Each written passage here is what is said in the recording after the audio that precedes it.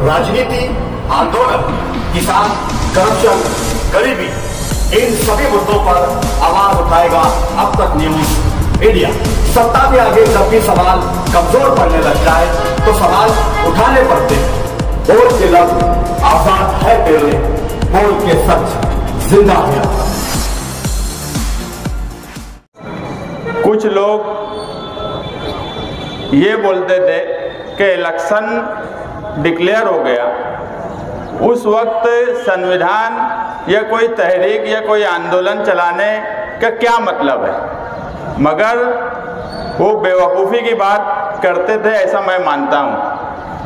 यही सही वक्त है इस मुल्क में, इस शहर में, हमारे धुलिया मालेगांव हलके में ये बताने का कि संविधान की लड़ाई क्यों जरूरी है। मैं ऐसा मानता हूं कि ये इलेक्शन किसी पार्टी के दरमियान है ही नहीं, ना बीजेपी का है, ना कांग्रेस का है, ना समाजवादी का है, ना मजलिस का है, ना राष्ट्रवादी का है, ना राष्ट्रीय जनता दल का है, ना कोई और पार्टी के दरमियान है। ये इलेक्शन सिर्फ दो नजरिए के दरमियान है।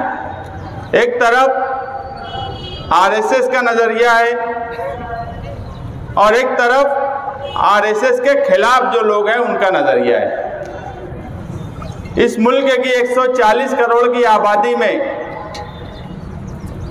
आपको क्या लगता है कि संविधान को मानने वाले कितने लोग होंगे जिनको संविधान से प्यार है, संविधान से लगाव है। इस मुल्क का संविधान बाबा साहेब अम्बेडकर ने जब लिखा और आज उस संविधान पे ही हम यहाँ खड़े हैं, हम बोल रहे हैं, आप लोग वहाँ खड़े हो और सुन रहे हो, तो 140 करोड़ की आबादी में मुझे लगता है बहुत कम लोग हैं जो संविधान से लगाव और प्यार नहीं करते होंगे, और वो लोग सिर्फ आरएसएस के नज़रिए को मानने वाले हैं। बाकी 100 करोड़ से भी ज़्यादा लोगों को इस मुल्क के संविधान से लगाव है, प्यार है, और उसमें कोई एक कौम नहीं है, एक मजहब नहीं है। 10 साल से बीजेपी की इस मुल्क में हुकूमत है, क्या हाल है सबके सामने है। बहुत ज़्यादा बोलने का वक्त नहीं है। संविधान यात्रा अपने अपने वक्त में इलेक्शन तक निकलती रहेंगी अलग अलग एरिए में। हम मुसलसल निकालना चाहते थे, मगर मसला ये है कि मैं तो कोई भी काम शुरू करता हूँ तो सबसे पहले पुलिस की नोटिस आ जाती है। सरकारी पुलिस जो मुझे नोटिस दी, अगर सरकार ही ये बात मान ले तो मुझे नहीं लगता कि संविधान सुरक्षा रैली निकालने की ज़रूरत थी। मजहबी बात मत बोलना, किसी मजहब के खिलाफ मत बोलना, ऐसी कोई बात नहीं होना चाहिए जिससे जात पात झलके।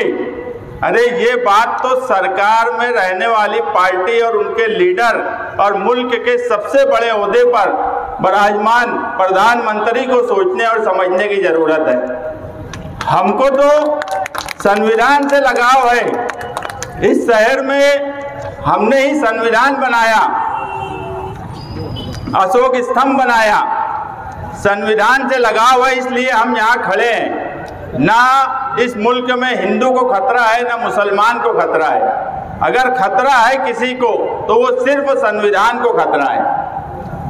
ना कोई मजहबी मामला है, ना ही हम ये बोलते हैं कि मुसलमानों के साथ तकलीफ है। अगर आने वाले वक्त में संविधान बदले हुआ तो ही हर शहरी को खतरा लाहक होगा, और उसकी हिफाजत इस इलेक्शन में होना चाहिए। इसलिए हमने संविधान सुरक्षा यात्रा निकाली ताकि इसका मैसेज मुल्क भर में जाए, महाराष्ट्र में जाए। आज महाराष्ट्र डे है। महाराष्ट्र, संयुक्त महाराष्ट्र से आपके शहर का लगाव है कि निहाल साहब उस लड़ाई में थे संयुक्त महाराष्ट्र की, और जो इलेक्शनी हवा है महाराष्ट्र की वो बहरहाल ये बता रही है कि जिस तरह संयुक्त राष्ट्र की लड़ाई महाराष्ट्र ने लड़ी थी गुजरात के खिलाफ, आज मुल्क में महाराष्ट्र से ही बदलाव आएगा, ये हवा बहरहाल मुल्क में है। और इसीलिए फिरका परस्तों की नींव डगमगाई हुई है कि उन्हें समझ में नहीं आ रहा है। नहीं तो एक वक्त था कि लोग ऐसा बोलते थे इलेक्शन से पहले कि मजहबी जो नशा है उसमें इलेक्शन एक साइड दिखेगा, इलेक्शन में फिरका परस्तों की हवा दिखेंगी। मगर बहरहाल इलेक्शन जैसे जैसे हो रहा है उनकी हवा उड़ी हुई है। हवा तो मुल्क भर में नहीं है, हवा उड़ी हुई है। हम मुल्क भर में क्या कर सकते हैं ये सवाल नहीं है, मगर हम धुलिया और मालेगांव कॉन्स्टिट्यूंसी में बहरहाल फिरका परस्तों को हरा सकते हैं। इस बार वोट देना ये अपने लिए वोट देना नहीं है, इस बार वोट देना इन बच्चों के लिए वोट देना है जो यहाँ खड़े हैं, क्योंकि हम लड़ लेंगे।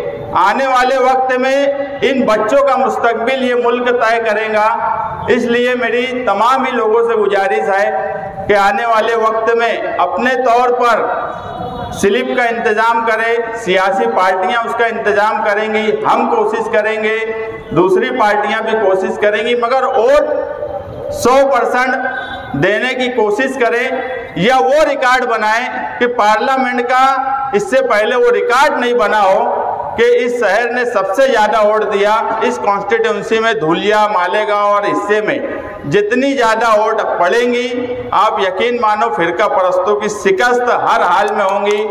मैं आए हुए तमाम ही लोगों का शुक्रिया अदा करता हूँ।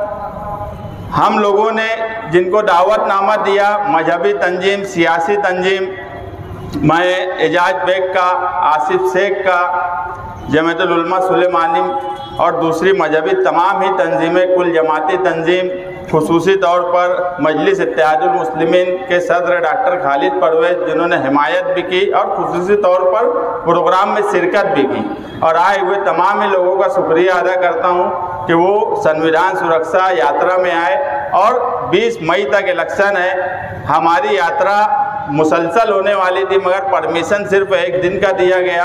हम अभी वक्फे से परमिशन लेकर एरिया वाइज लोगों में बेदारी हो, वोट की बेदारी हो, फिरका परस्तों को करारी शिकस्त हो, इसके लिए यात्रा निकालते रहेंगे। हमने जमातुल उलमा मदनी रोड को भी दावतनामा दिया था, मगर कोई वजह से उन्होंने हिमायत नहीं दी, मैं उनका भी शुक्रिया अदा करता हूँ। संविधान के सवाल पे मुझे उम्मीद थी कि सभी लोग, हिंदू मुस्लिम तमाम ही मजहबी लोग हिमायत देंगे। जिन लोगों ने भी हिमायत दी, मैं तमाम ही लोगों का शुक्रिया अदा करता हूँ। और आपसे बस यही गुजारिश है कि अपने अपने तौर पर अपने महल्ले में, अपने रिश्तेदारी में, अपने साथियों को आप ये ज़रूर बोले कि 20 मई को हमें वो रिकॉर्ड बनाना है जो पार्लियामेंट के इलेक्शन में, माजी में जितने इलेक्शन हुए सारे इलेक्शन का रिकॉर्ड वोट देने का टूट जाए। बस इतनी आपसे गुजारिश है। शुक्रिया।